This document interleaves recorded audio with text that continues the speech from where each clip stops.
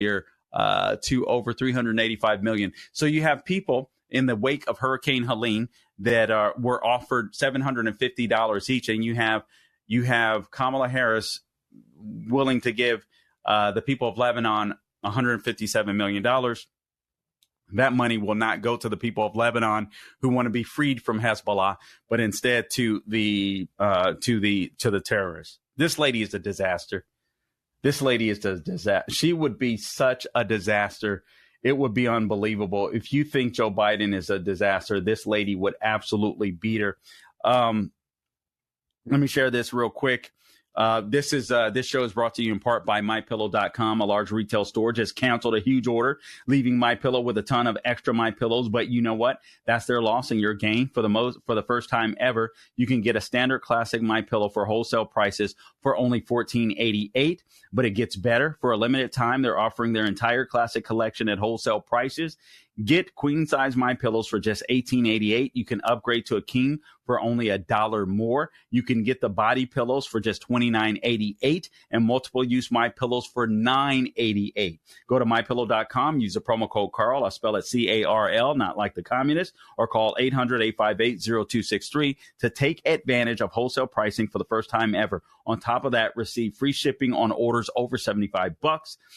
They have never been offered this low before. There are limited quantities at this price, so the limit is 10. And once they're gone, they're gone. Go to MyPillow.com or call 800-858-0263 and use promo code Carl to get standard MyPillow for only $14.88, the lowest price ever. By the way, we're going to have Josh Hammer on the program tomorrow night, so we will be talking about the October 7th. Greater detail, the anti-Semitism that we see again popping up on college campuses, that the Democrat Party are relying on some of their anti-Semitic followers, supporters to vote for them. And I believe that Kamala Harris is trying to get that vote, which is absolutely disgusting. So we're going to go into further detail on the October 7th, the 1-year anniversary of the attack. Tomorrow with Josh Hammer of Newsweek. So make sure that you tune in to that podcast. We also will go into this issue, these lies being told by Kamala Harris and Tim Walz on this abortion issue and how you can defend them. So make sure you stay or you check out the podcast for that as well. So I just want to make sure that you know that we will go into further detail when it comes to these topics tomorrow. Now, let me share just a couple of things for you before we get out of here. I want to go back to this hurricane and this FEMA issue. Let's play a video clip. This is video clip number 6. This is Steve Doocy of Fox News, or Peter Doocy, I'm sorry. Ask KGP why the Biden-Harris administration can send immediate funding to Lebanon without Congress coming back, but can't do the same for additional disaster funds to North Carolina. And then KGP calls his question misinformation. Guys, the fact that they keep using this term misinformation, disinformation should scare the bejeebers out of you. And it brings the point home that Elon Musk made at that Butler, Pennsylvania rally. That is the issue to vote on this year. This war against free speech is absolutely terrifying. The federal government trying to tell you what disinformation is and misinformation. You're going to shut up and be silent. If they screw up on their jobs, you have nothing to say. They're going to be like China. You're going to be disappeared. You're going to be censored. You're going to be silenced. This is scary. But here it is. This is what video clip was that? Video clip number 6. Please. To the impacted areas.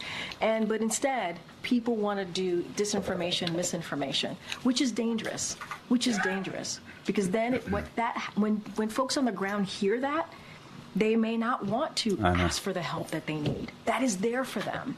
That's our focus here. But President Biden is fond of saying, show me your budget and I will tell you what you value. If he's got money for people in Lebanon right now, without Congress having to come back, what does it say about his values? There's not enough money right now for people in North Carolina who need it.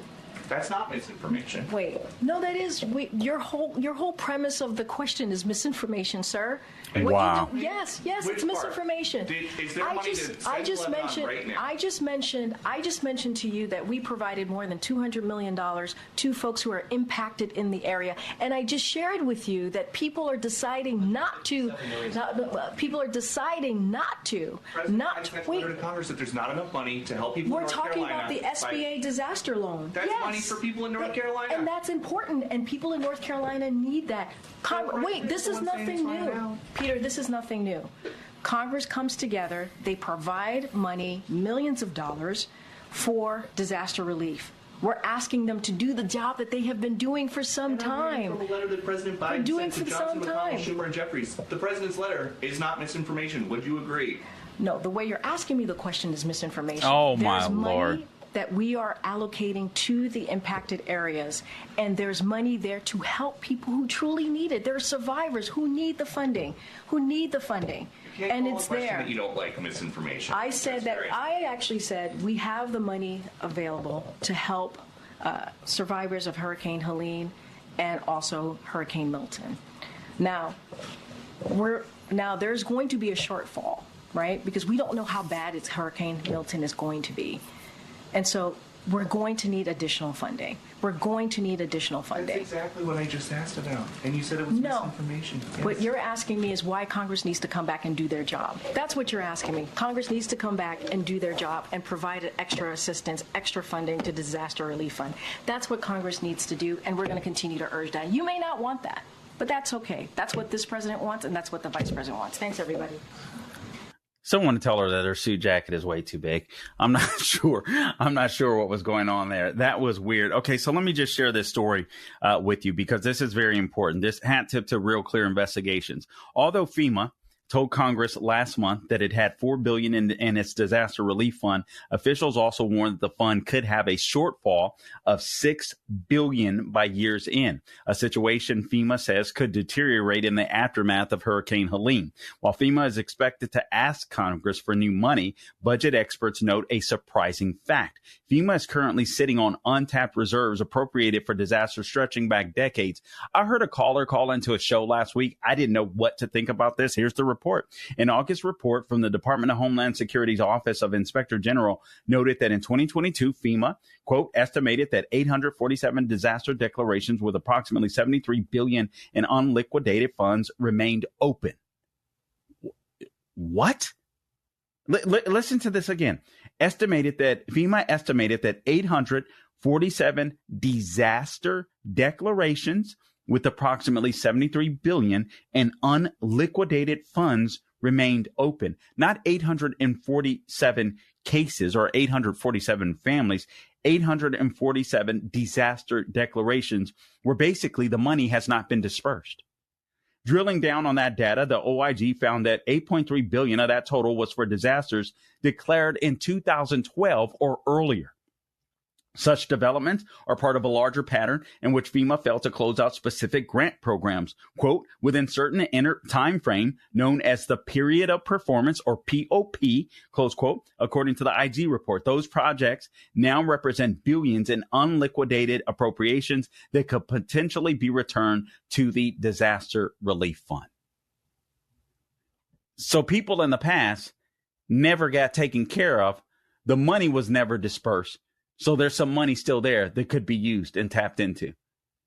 This is big government, guys. This is a disaster.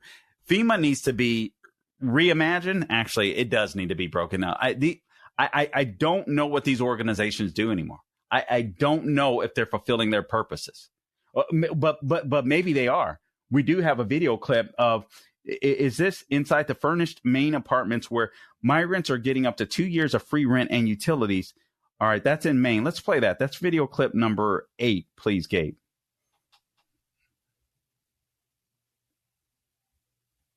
How much is rent here? Free. 2 years, 3 years. After 2 years, we have to pay the rent. All right, y'all, this is Savannah Hernandez in Brunswick, Maine, reporting to you from the apartments where migrants are getting their rent paid for up to 2 years. Now, I wanted to give you guys a first inside look at these units. The migrants shared with us that they come furnished. So wow, they have a flat nice. screen TV in there, couches, tables and chairs, nice. a bed. We also asked them as well, hey, are you paying utilities here? They shared with us that nope, they do not have a water bill. They do not have an electricity bill. And what about the light and the water? Everything is good. We don't pay anything.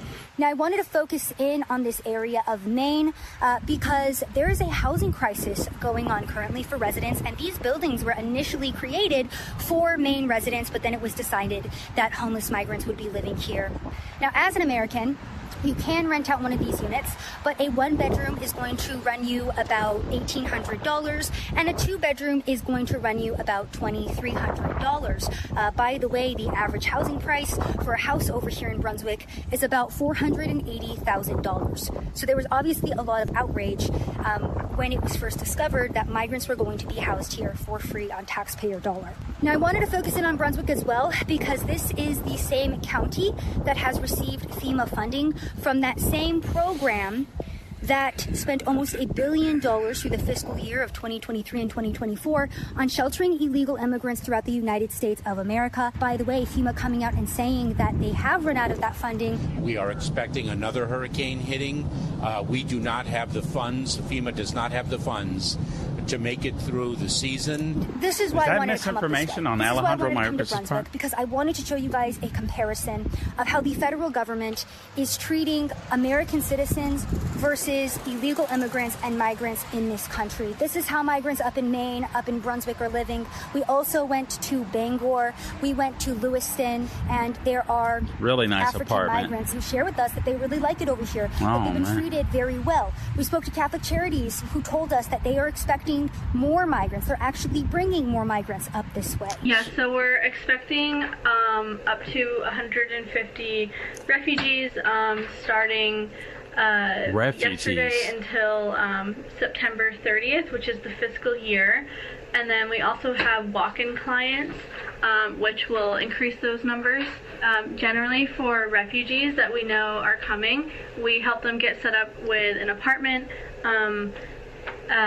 This is unfreaking believable. But we're always looking for like other landlords to work with as well for apartments. So I wanted to give you guys an idea of what was going on in Maine, the uppermost corners of the United States of America, where you wouldn't expect there to be migrants. This is a direct result of the open border, the illegal immigration crisis that has been allowed to prosper over the past 3-4 years, and it's stretching to even areas of America that you wouldn't expect. Okay, so let me get this straight. Let me get this straight. Many Americans cannot afford food, cannot afford their gas, are struggling to pay their rent, struggling to pay their mortgages, struggling to pay their car notes. Meanwhile, inflation has been out of control under this administration, and yet money that you're working for, you're paying taxes so illegal aliens can come into the country and get a luxurious apartment. Those were nice apartments for free. They don't have to worry about a thing. And then if you're a Hurricane Helene victim and you don't meet the criteria, you know, you're not voting Democrat, you're not black, not a minority, you're not a legal immigrant, maybe you'll get $750. Maybe. This is, I honestly, I was just about to say, I don't understand how anyone could vote for Kamala Harris, but let me share this with all of you that are conservative out there. There's a reason that people can vote for Kamala Harris. There are two different Americas out there.